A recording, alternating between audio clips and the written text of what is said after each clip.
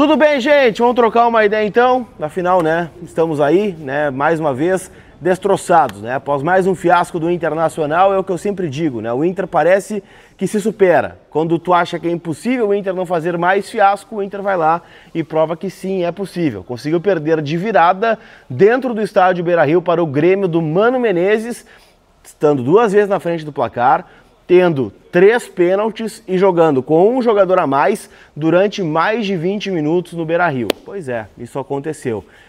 Poderia falar muito aqui, né, sobre essa derrota do Inter para o Grêmio, mas eu quero avançar, né? Quero falar um pouco sobre a repercussão da demissão do Roger Machado e o que vem pela frente. Esse conteúdo tem o apoio da Gigante Veículos. Teu carro novo está lá te esperando, na Avenida Central, em Capão da Canoa. Aquele seminovo com cheirinho de novo e as melhores condições do mercado você encontra na Gigante, tá bom? Então, quer ter pelo menos uma alegria, quer colocar o carro novo na garagem, ter o teu carro novo, ter o teu primeiro carro, você com certeza vai encontrar na Gigante, tá bom? O link na descrição aqui desse conteúdo.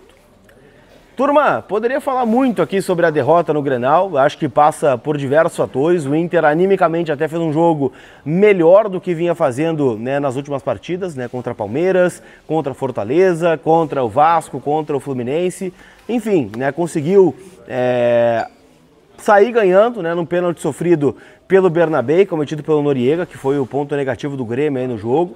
Mas o fato é, né, por mais que o Inter tenha encontrado esses gols, muito ao acaso, né, numa fatalidade do zagueiro do Grêmio, o Grêmio sempre teve o controle do jogo, né? Me parece que o Grêmio sempre teve a bola no chão, foi mais perigoso, construiu, né, os gols de empate e acabou, né, também conseguindo a virada já no segundo tempo, em gols assim que são inacreditáveis, né? Para mim o Juninho, né, fica como ponto mais negativo da noite, tarde e noite deste domingo, com 3 falhas incríveis aí nos gols do Grêmio. O Carlos Vinícius antecipa ele, depois ele não salta, né, no gol do André Henrique e depois tem uma falha bizonha, né, no gol marcado pelo Alisson e, enfim, né, claro que poderia falar muito aqui sobre jogadores individualmente. O Rocher, para mim, também falha em 2 dos 3 gols. O Borré tem uma partida lamentável, perdendo gols feitos, inclusive o rebote do pênalti do Alan Patrick, que fez 2 gols de pênalti, mas acabou perdendo um pênalti aos 50 do segundo tempo, que era para fazer o gol de empate, que não mudaria, na minha concepção, muita coisa, mudaria mais a tabela.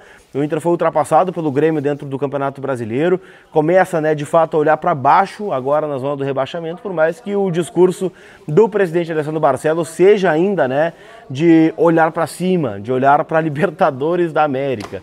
Cara, eu vou enlouquecer aqui, eu tenho certeza disso, né? Mas o que gera, né, desta derrota do Internacional no Grenal é a queda do técnico Roger Machado, que não resistiu. E vamos lá, né, gente? Eu já falei muito aqui com vocês, falei com vocês no Vozes do Gigante já também durante muitas maratonas, que era inevitável. O trabalho para mim acabou há muito tempo. O Roger tem escolhas questionáveis há bastante tempo. A postura do time é questionável há bastante tempo. O Inter cai da Copa do Brasil sem dar um chute a gol, a não ser os gols, né, do Carboneiro aqui no Beira-Rio e do Alan Patrick de pênalti lá no Rio de Janeiro para o Fluminense, que tá aí, né? A gente tá vendo o Fluminense, não é nada demais.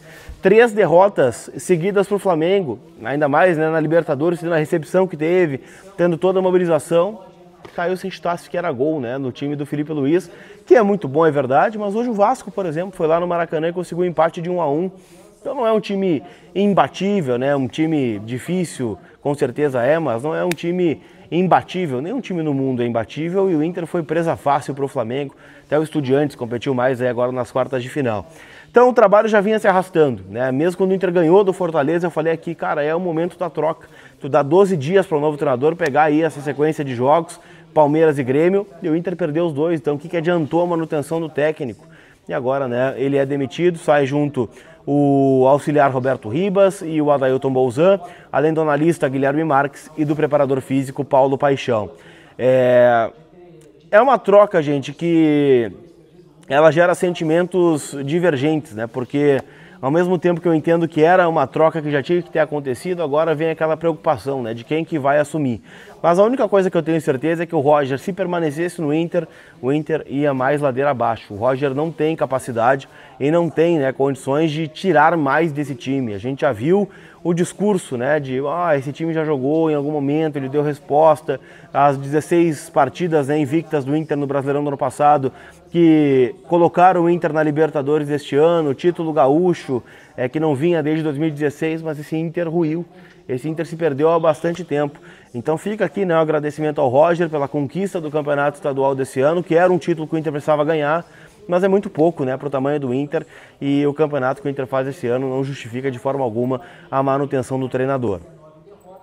Tentando avançar nossa pauta aqui, gente, para falar sobre futuro, né? O Barcelos foi para a entrevista coletiva, comunicou a demissão do Roger, garantiu a manutenção do departamento de futebol, por mais que diga que o departamento está sob análise, né, que tudo está sendo pensado e analisado no dia a dia. O Bisol permanece, Mazuco permanece, o D'Alessandro permanece, mesmo fazendo um trabalho horroroso nessa temporada. Ah, foi campeão? Foi. Mas e aí, gente? O Argel Fux foi campeão gaúcho no ano que o Inter foi rebaixado. O Carlos Pellegrini era o vice de futebol do Inter em 2016, campeão gaúcho, e foi rebaixado. Então, assim, acho que o resultado do estadual ele não pode permear o caminho da temporada, porque tem muitos alertas que estão sendo dados. A janela do Inter é horrível. Tu olha o banco do Inter hoje, é um banco que tu podia tranquilamente dizer que era o banco do Cuiabá, o banco do Goiás, o banco do Curitiba, que hoje jogam a Série B do Campeonato Brasileiro. Então o trabalho do departamento de futebol ele é muito ruim, então deveria ter saído mais gente junto. Só não deveria ter saído o presidente porque não dá para pedir impeachment, né? Por incompetência, nunca aconteceu na história do Inter, então isso é a única coisa que garante o presidente até lá, porque também poderia ter renunciado hoje e a gente começar do zero na semana que vem, porque sinceramente é uma falta de perspectiva que o Inter tem daqui para frente, que a gente escuta, né, o desânimo na voz do Barcelos de seguir, né, na busca por um treinador agora, já para a partida contra o Juventude no próximo final de semana em Caxias do Sul. Quais são os preferidos, gente? Ramon Dias é o ficha 1, dá para dizer isso aqui. Por quê? Porque é um técnico desempregado, né, desde a saída do Olímpia, né, agora nas últimas semanas. O Emiliano Dias, Emiliano Martínez é o goleiro. Emiliano Dias, que é o auxiliar e filho do Ramon, postou um story hoje, né, falando que estava acompanhando a rodada do Brasileirão. Acompanhou o Grenal, acompanhou Vasco e Flamengo e acompanhou também Sport, Recife e Corinthians.